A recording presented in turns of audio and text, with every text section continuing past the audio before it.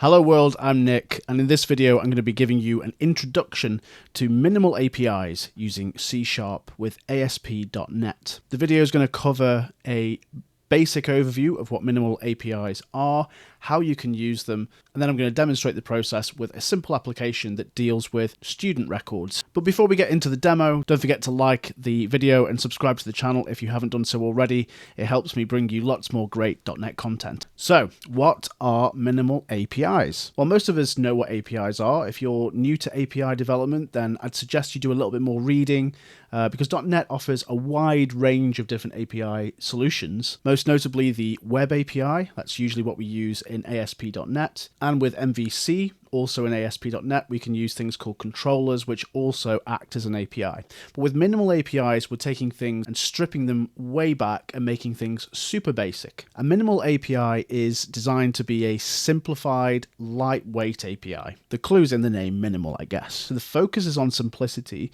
but it also focuses on only providing the amount of functionality that is needed. So the first use case that comes to mind for me is when you're dealing with microservices. With microservices, you don't want to go crazy on the complexity. You want just small segments of logic which have hopefully very few responsibilities. And so for minimal APIs, it's perfect. If you're doing rapid prototyping and you just need to knock something together quickly and demonstrate that you can perform your business logic over an API, a minimal API is probably a good idea. So really any situation where you need an API, but you don't need anything too complex, you don't want to have a really heavy footprint, a minimal API is a good choice. So I'm just going to cover the basics in this video, but minimal APIs are really easy to set up. They're still in the world of ASP.NET, so if you've worked with ASP.NET before, then this will be super easy. Let's take a look at how we can build a minimal API project by first setting one up. So this is my project in Visual Studio. But what I'm going to do first is show you how I created it. So as usual, Visual Studio has some lovely templates. So if I open up a new window for Visual Studio and then just go to create a new project, what you want to do is create an ASP.NET empty project. So there isn't actually a minimal API template that comes with Visual Studio as far as I'm aware, but you don't need one because if you just search for ASP.NET, you'll get this ASP.NET core empty selection. So then just as normal, you give your project a name, choose your framework. I'm using .NET 8 and then just click create. I'm not going to do that because I've already done it. But when you do create the project, this is what you'll see. So this looks hopefully familiar if you've used ASP.NET before. You've got the startup process essentially where you're creating the builder for your web application and then running it. And this is the backbone of your application. The difference here is that we're trying to do most of our API stuff in this part. So it's kind of like combining your startup.cs with a bunch of controllers if you're familiar with MVC. What the template gives you is a nice handy example of how we can create an endpoint using minimal APIs. So even though the project template wasn't called minimal APIs, we have one built in. So it refers to this app object. So this is essentially the program. And by referencing app, we can do things like use middleware, we can use dependency injection, all those nice things that .NET offers to us.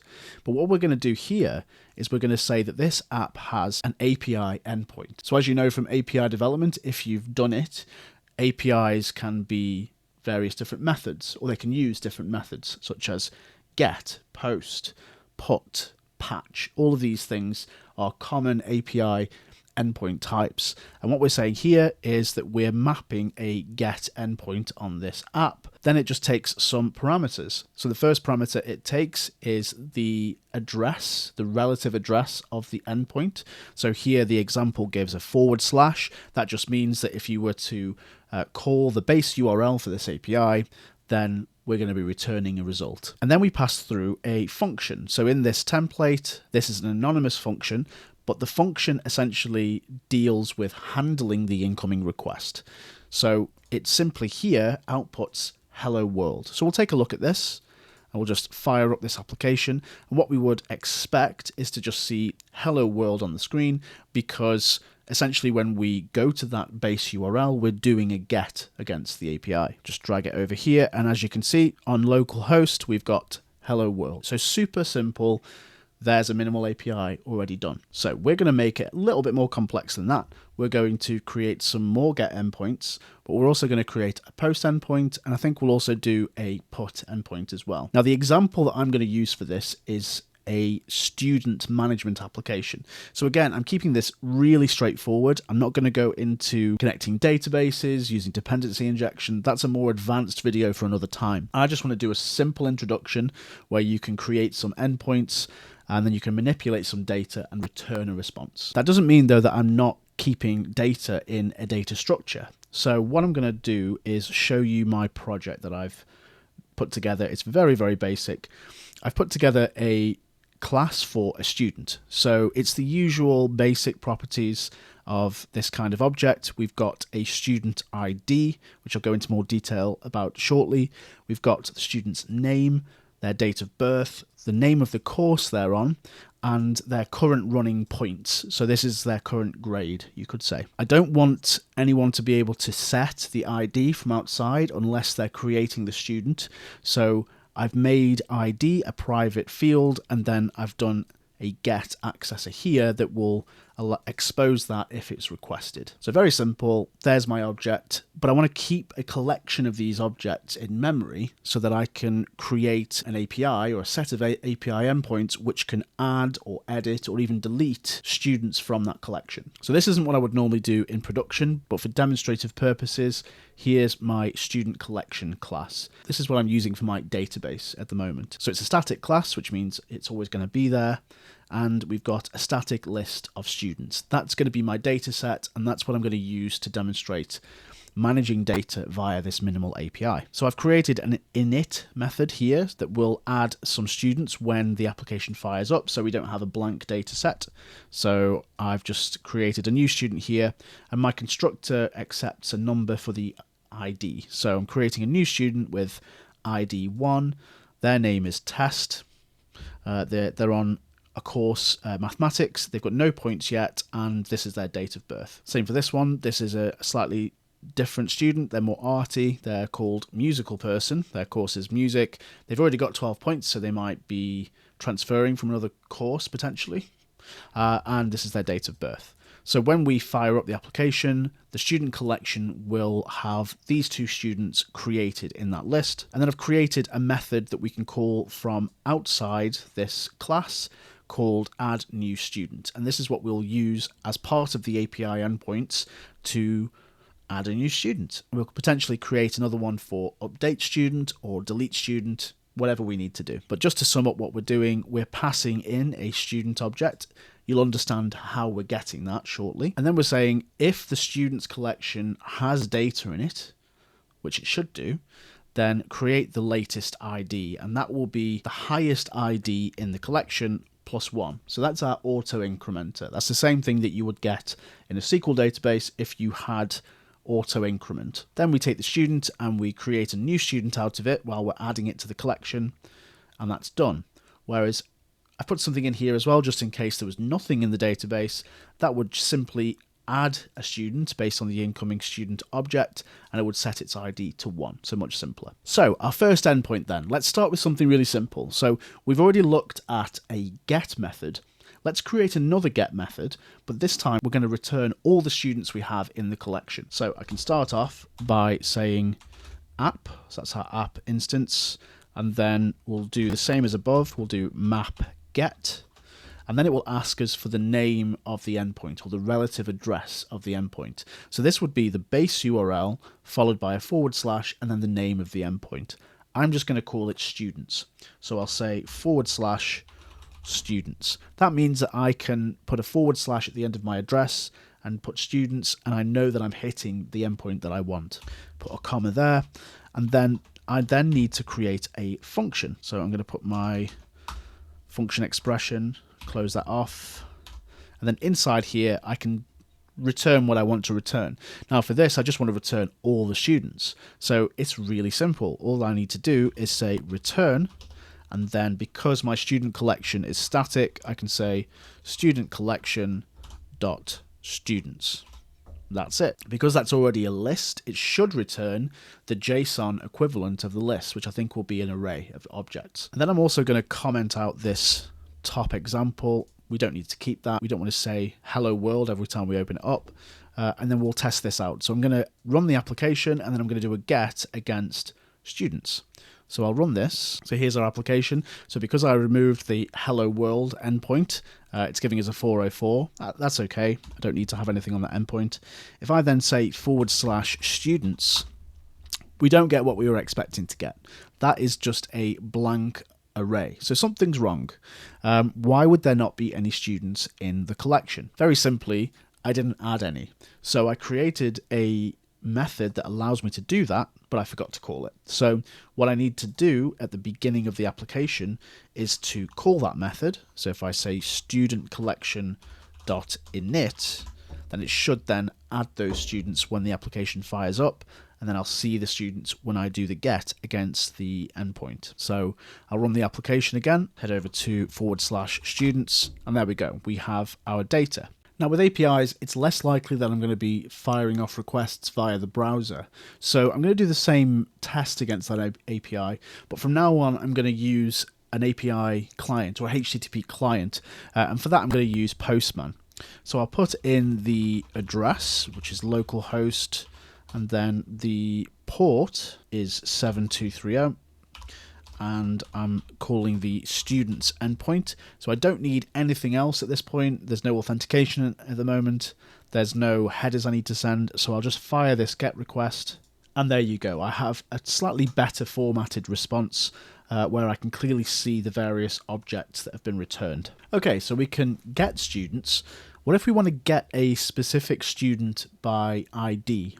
So say, for example, we already know what the ID of the student is. We just want to get that one specific student back. Then we can also do a get for that and then have a slightly different implementation of the body of that function. So what I'll do is, again, do an app map get. This time I'm going to call it student. This time we also need to have some kind of parameter for the ID so that the API knows which ID for the student the client is requesting.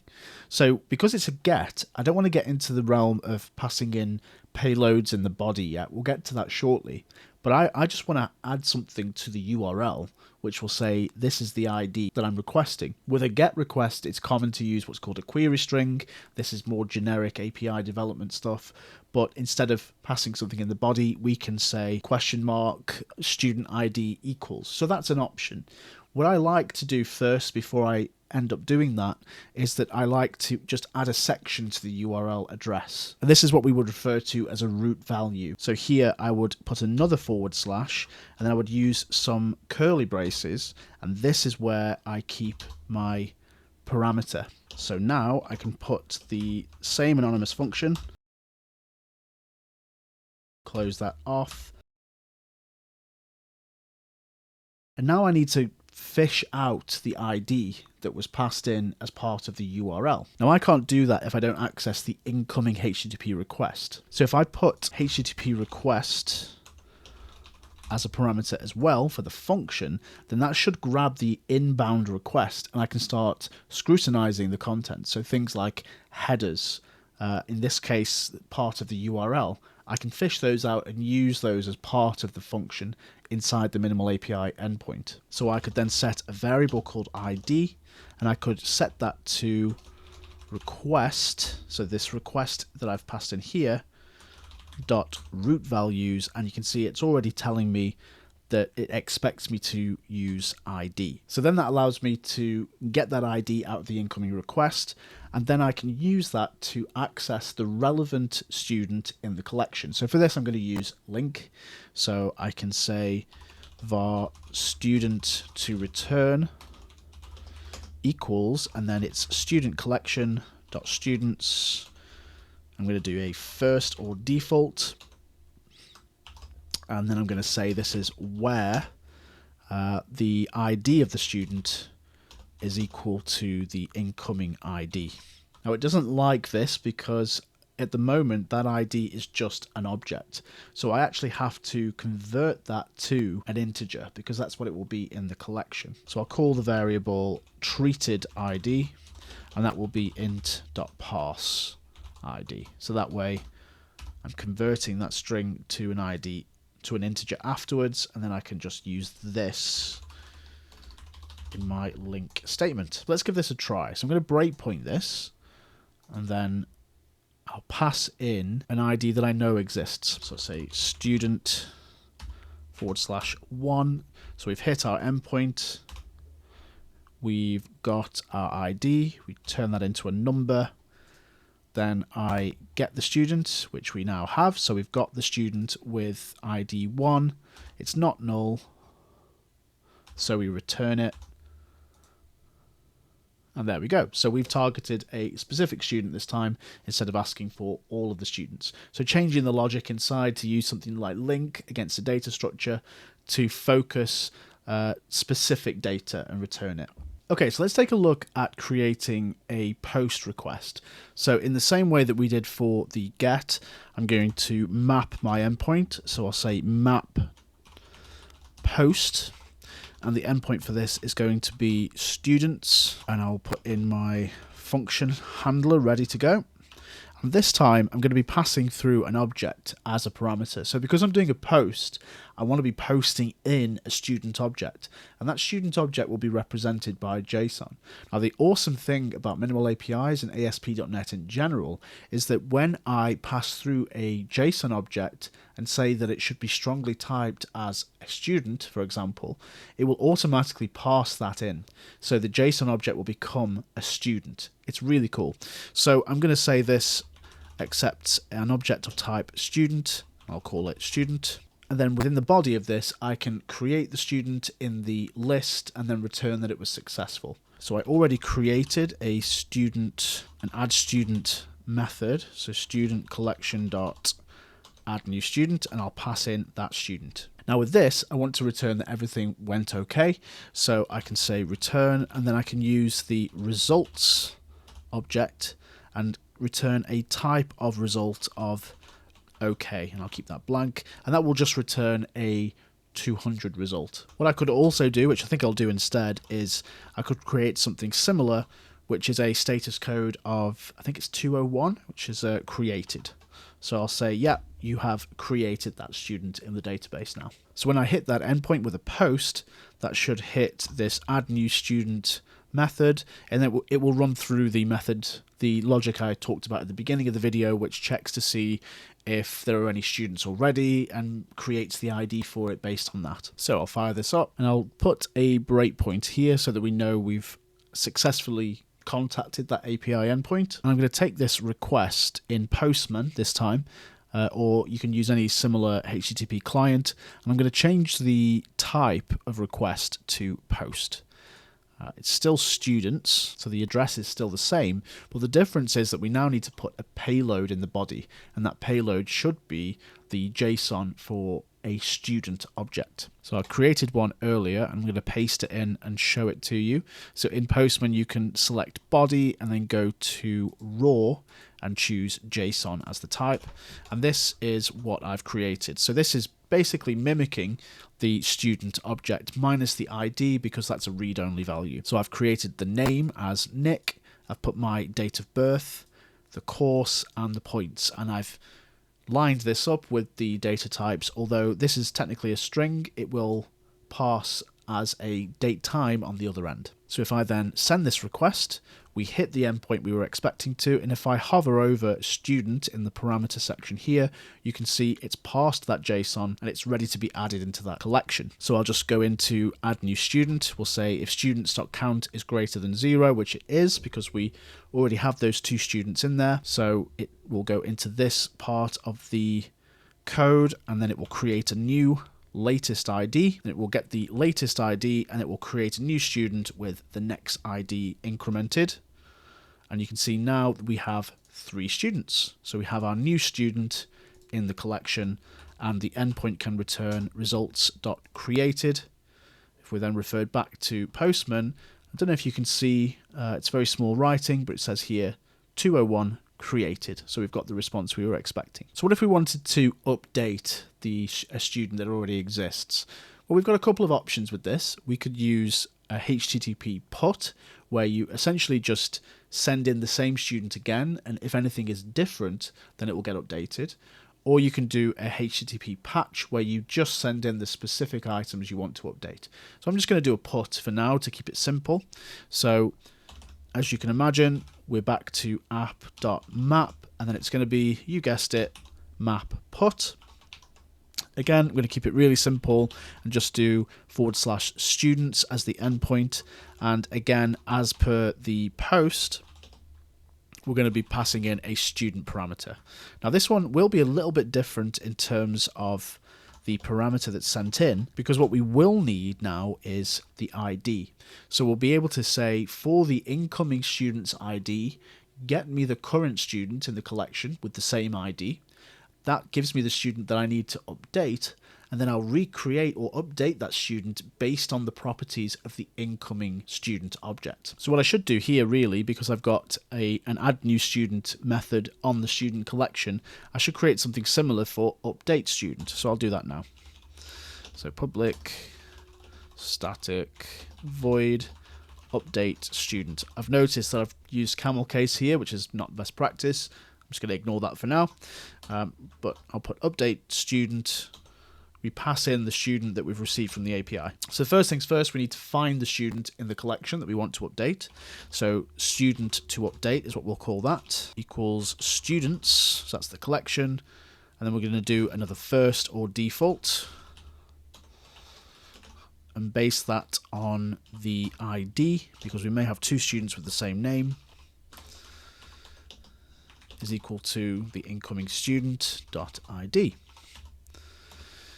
If student to update is not null, then we're going to do our update against it. Otherwise, we're going to throw a new exception, student not found. So for the update, we're going to say student to update.name equals student.name, and then we keep going through with all the different properties. So course equals student.course, points equals student.points, and student to update date of birth equals student.date of birth. Notice we're not updating the ID because that's read-only. So we're just using the ID as an incoming reference, which will tell us which student we need to update. And then assuming all of that goes well, we can then return an OK response from the API. So we can just say in here, call student collection dot update student with this incoming student, and then just return results dot OK. I am going to put this in a try catch so that if we do have that exception, we catch it and we handle it. So I'll put catch. I'm just going to put for any exception, so we'll catch all.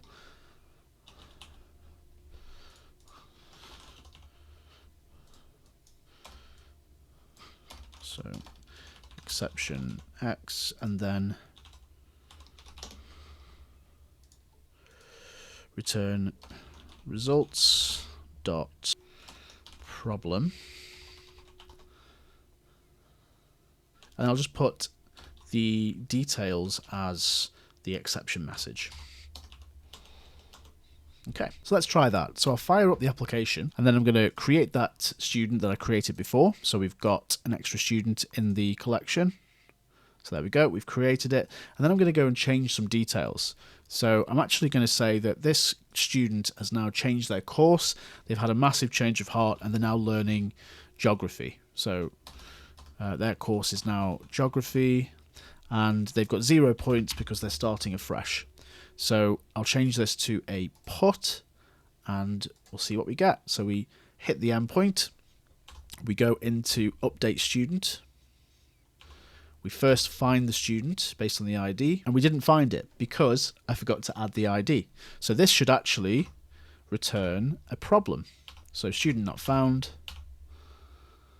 There we go. Let's just see what we get in Postman. We should get a 500 error. There you go. And we get a message here that says student not found. So at least we tested the error logic. That's fine. But in here now, I'm going to put the ID, which should be 3. It was the third student that we added. Go into update student, and there we go. We found the student, and as per the database at the moment, it is music that they're studying. So we then say, okay, let's update this. And now if I take a look at the student to update, we've got geography. And if I look in students as well, just to be sure, we've got that student is sitting in that list now studying geography. They've got no more points. I've actually messed this up again because I've got it into my head that I was returning something there and then. So I didn't actually, I needed to put the throw new exception into an else statement basically. So I'll just correct that because I'm not actually returning anything at that point. So if I don't put an else statement in, then I'll always throw an exception. So that's fine. So hopefully you're sort of getting the idea of how we're using this minimal API set of endpoints to route through to some very basic manipulation of data in a set of, well, in a collection, in this case a list. I'll finish off with a simple delete. So if we want to delete a student via the API, we can do that as well. So I'll go back to our program.cs and we'll say app.map delete.